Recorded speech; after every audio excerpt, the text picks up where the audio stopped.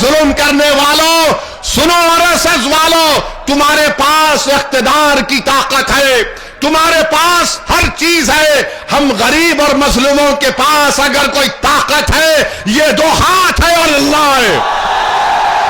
ये दो हाथ है और अल्लाह है। हम हर बार अल्लाह के सामने अपनी बात को रख रहे हैं। इंशाअल्लाह ताला जब नमरूद और फिरौन का इख्तिदार नहीं रहा तो तुम्हारा इख्तिदार कहां रहेगा? जब यजीद पलीद हो गया तो तुम्हारा जुल्म कहां पर रहेगा? तुम जुल्म कर रहे हो, तुम संविधान के दायरे में रहकर हुकूमत नहीं करना चाहते हो। मेरे अजीज दोस्तों और बुजुर्गों, इंशाअल्लाह ताला आप देखेंगे कि आने वाले चुनाव में मजलिस इत्तेहादुल मुस्लिमीन आपकी दुआ, आपके इत्तेहाद की ताकत और आपके सियासी शऊर के बलबूते पर एक अजीमुशान कामयाबी समकिनार होगी इंशाअल्लाह ताला। मैं पूछना चाह रहा हूं सपा के चमचों से, मैं पूछना चाह रहा हूं सपा की गुलामी करने वालों से, मैं पूछना चाह रहा हूं अखिलेश यादव से कि तुम तो मुख्यमंत्री 2017 तक थे, तुमने जौहर यूनिवर्सिटी को रेगुलाइज क्यों नहीं किया? अगर 1973 का कानून था तो तुमने क्यों नहीं किया? तो सपा के लोग बोलेंगे नहीं, आजम ने हमसे नहीं कहा था। तो आजम जो कहेंगे तुम वो करोगे। 5 साल तुम मुख्यमंत्री थे, 1973 का कानून को तुमने इस्तेमाल नहीं किया। अगर तुम इस्तेमाल करते तो आज वो यूनिवर्सिटी को नोटिस नहीं दी जाती थी। मेरे भाई, ये इनका दोगलापन है, ये इनकी मुनाफिकत है कि जब मुख्यमंत्री थे तो उस बिल्डिंग को बचा सकते थे, मगर आज क्योंकि चुनाव आ रहा है, आपके वोट हासिल करने के लिए इस तरह की झूठ को आपके सामने बयान किया जा रहा है। मेरे अजीज दोस्तों और बुजुर्गों, फिर आपको हम यहां पर मुझे शौकत साहब जिम्मेदारों से मिले और बाज लोग शिकायत किए कि असद साहब ऐसा करते हैं। याद रखो, ये मुरादाबाद की सरजमीन है। 13 अगस्त 1980 को क्या हुआ था? नौजवानों, मेरी इस बात को अपने जहन में याद रखो, अपने दिमागों में, दिलों में कलम बंद कर लो कि 13 अगस्त 1980 को मुरादाबाद की ईदगाह की ग्राउंड पर जब लोग खुशी खुशी ईद उल फितर की नमाज पढ़ने आए थे, 40,000 लोग नमाज पढ़ने आए थे, उन पर पीएसी की तरफ से गोलियां बरसा दी गई।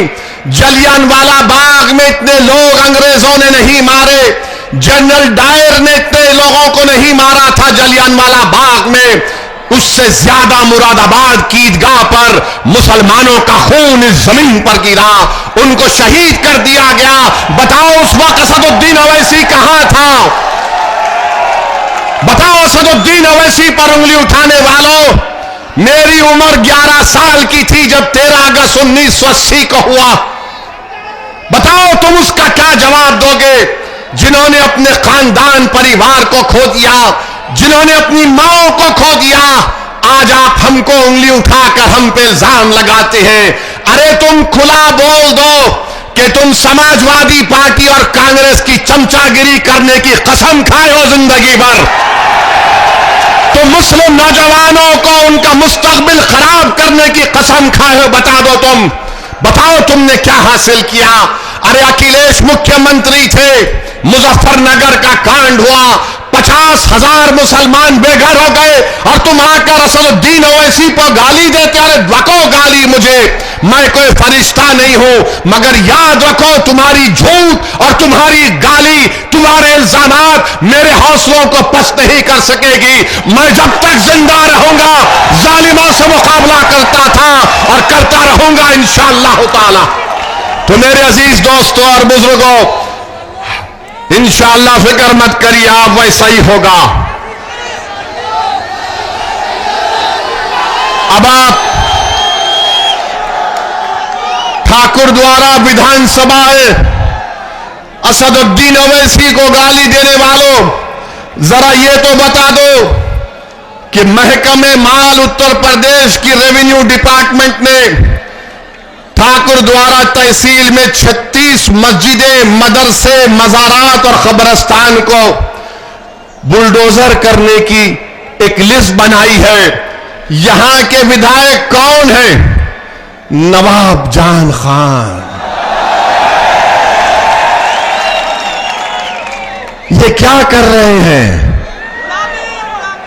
क्या कर रहे हैं? 36 कब्रिस्तान को, मस्जिद को, मज़ारात को मिसमार करने का प्रोग्राम है।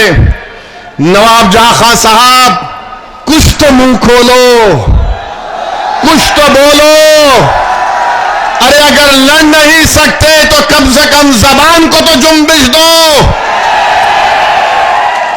उत्तर प्रदेश की ये जालिम सरकार मस्जिदों को निशाना बना रही है।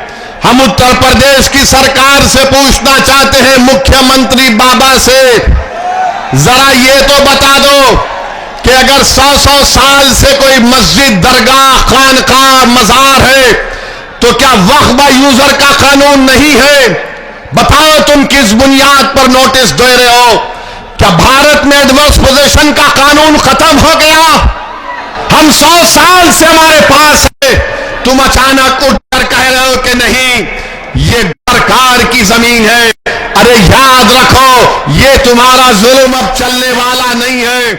हम ना कभी तुम्हारे जुल्म से डरे, ना कभी डरने वाले हैं इंशाअल्लाह ताला।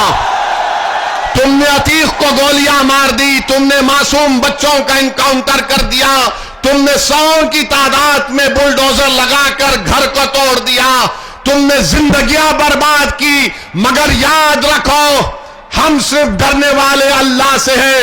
यकीनन वक्तिया तौर पर हमको तकलीफ जरूर हुई, यकीनन हमारे घर में आंसू बहाए गए, मगर हमने अपने आंसू को बहाया, मगर हमारे हौसलों को हमने पस्त होने नहीं दिया।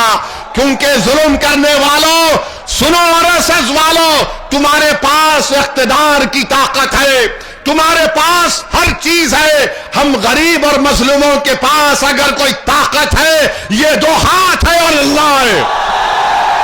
ये 2 हाथ है और अल्लाह है। हम हर बार अल्लाह के सामने अपनी बात को रख रहे हैं। इंशाअल्लाह ताला जब नमरूद और फिरौन का इख्तिदार नहीं रहा तो तुम्हारा इख्तिदार कहां रहेगा? जब यजीद पलीद हो गया तो तुम्हारा जुल्म कहां पर रहेगा? तुम जुल्म कर रहे हो, तुम संविधान के दायरे में रहकर हुकूमत नहीं करना चाहते हो। मेरे अजीज दोस्तों और बुजुर्गों, इंशाअल्लाह ताला आप देखेंगे कि आने वाले चुनाव में मजलिस इत्तेहादुल मुस्लिमीन आपकी दुआ, आपके इत्तेहाद की ताकत और आपके सियासी शऊर के बलबूते पर एक अजीमुशान कामयाबी से हमकिनार होगी इंशाअल्लाह ताला। और फिर हमको बताया गया कि मुरादाबाद में कोई गवर्नमेंट का मेडिकल कॉलेज भी नहीं है। बताओ बाबा, कैसे इलाज होगा गरीबों का?